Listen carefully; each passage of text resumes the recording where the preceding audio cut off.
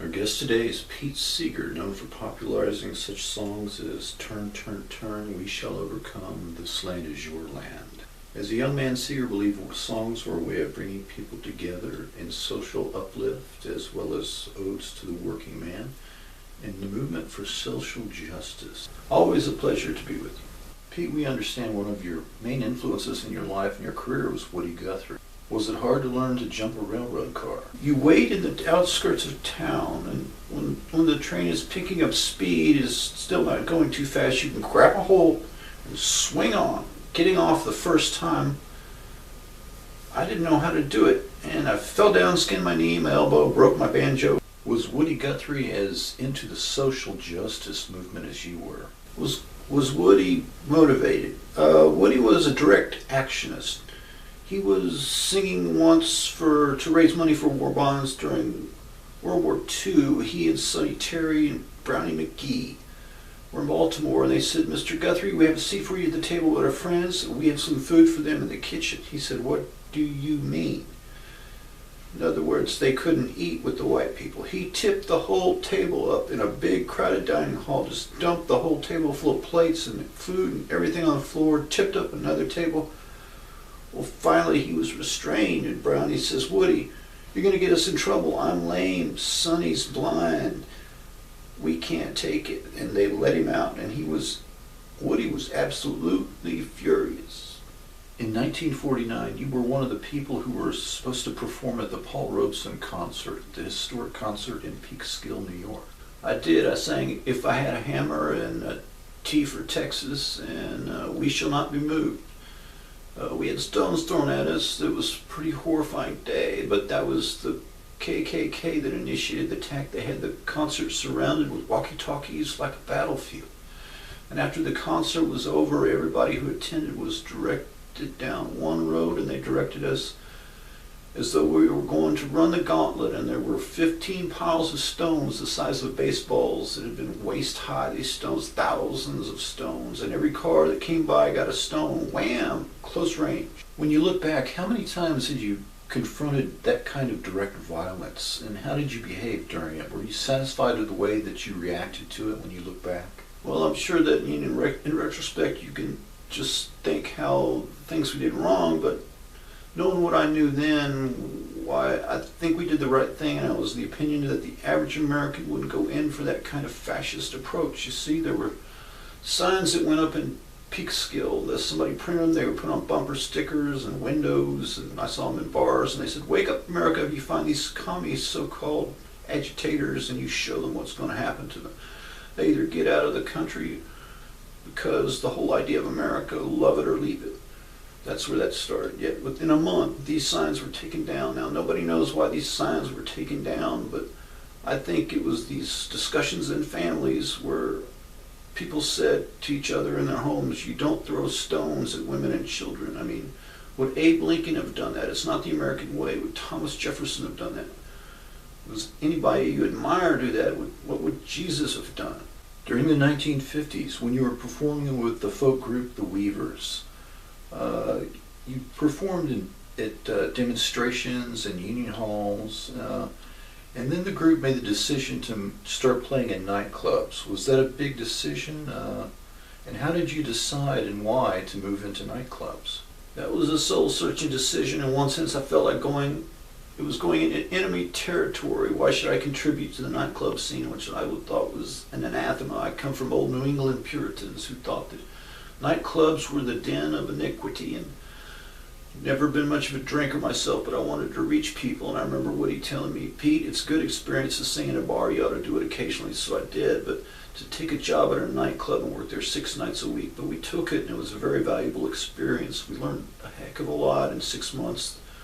We had, essentially, the Weavers had 6 months of rehearsals, and we were ready to make some records. And staying with the Weavers, you became the biggest group in the 1950s. Were you really surprised when your records started getting played on the radio and became big hits? Yes, we never expected to get to the hit parade. I always looked upon Tin Pan Alley as one more snare in a delusion. If you wanted to make good music, stay away from it. Stay away from popular success and the big radio programs. But we met a really wonderful guy with a big band, and he said, "I'd love to have you make a record with me." So we took him up on it, and to everybody's surprise, "Good Night, Irene" sold 2 million copies in the summer of 1950. It was the biggest seller since World War II. "Good Night, Irene" was on every jukebox in the entire country in the year 1950. You couldn't escape that song. It was everywhere. Well, that must have made it especially painful and difficult then when you were essentially blacklisted and went from the #1 group in the country to non-persons, if you will. Well, I think in retrospect, I think it made it more difficult for the blacklisters. I didn't expect this success to last 10 minutes, and I think the blacklisters would have been after us a lot sooner. It took them a couple of years to chop us down. It was full 5 years before they got around to calling me a communist at the Committee on American Activities. I was surprised it took so long. They questioned me about a song. They wanted to know where I'd sung it, and I said, "Well, I have a right to sing a song anywhere I want to. I'm not interested in telling you that."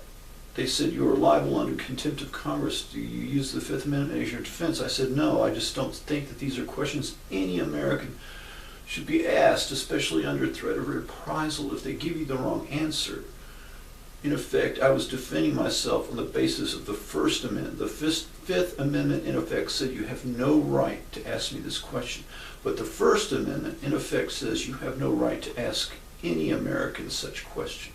Have the old wounds ever healed among the folk musicians who were the ones who were friendly witnesses and who got off scot-free, and those musicians who weren't friendly and went before the House On-American Activities Committee and were blacklisted?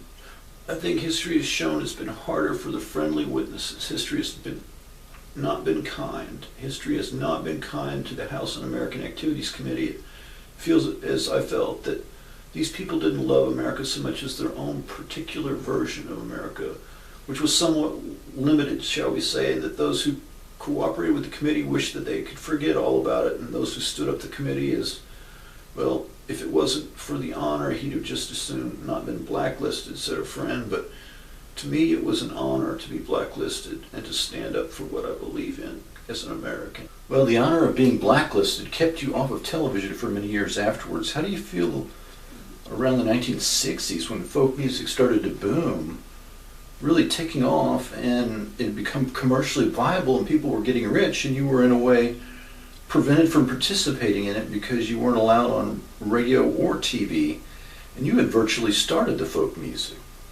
phenomenon? Well, I was mad. I wrote some articles in Sing Out magazine warning people that this ABC television show called Hootenanny would be a kind of travesty. A real Hootenanny was a bunch of people who hoped that music would bring people together, bring a peaceful world, a world without racism, a world where you had the right to join a union, a world without sexism, but instead it was a second-rate vaudeville act. Good folk music got played on air, but there was an awful lot which was kept off air. Why? Because it wasn't cheerful, happy music. Yet to my mind, some of the greatest tragic music in the world are the tragic songs I've heard sung by American working people. Well, let's take a song like the song "If I Had a Hammer." That is, I think, one of the most recorded songs in the world. I mean, hundreds of people have recorded it, right? But when you had first written it, it was considered a very dangerous song. What was considered so dangerous about that song? It's hard to say. It talked about freedom and justice, maybe. It's hard to say. If you try to pin people down, they just say it was one of those commie songs. I'm sure in the southern states the segregationist leaders would have said, "Oh, this talk about all my brothers and sisters, only the commies would talk that way, only the Negro lovers, only the race mixers talk like that." My gosh, people today don't realize, though, how much America has changed as a result of the civil rights movement, and one thing after another, the women's movement. We didn't win all the victories we'd hoped we'd win, but we won some victories, and that's the way the world moves forward. Jacob's Ladder, I sang it way down low, the way you might sing as if you were singing a child to sleep. That's a great song. It was made up by people in slavery, and I think it's one of the most scientific songs in the world. Revolutionists as well as religionists often forget that heaven doesn't come in one big bang. It comes in many steps. Your work has inspired hundreds of thousands of Americans of different generations, and you could have, if you wanted, really played that role to the hilt, cashed in on it, like the founding father of modern American folk music. But you really don't seem to have cashed in. Why not? No, I can't pretend that. I would have known it was a lie. My main purpose as a musician has been to get people singing and get people to make music by themselves and music together. It's the only reason I keep singing is because I'm a skilled song leader. My voice is practically shot, but I can still shout at high notes, but my low notes are very wobbly, but I can get a crowd singing, and so when they're singing, they don't bother listening to me, and they're having a lot of fun. And that's my main purpose. I want to show people that what a lot of fun it is to sing together. Pete, thanks for being with us today. I've enjoyed speaking with you. Thank you.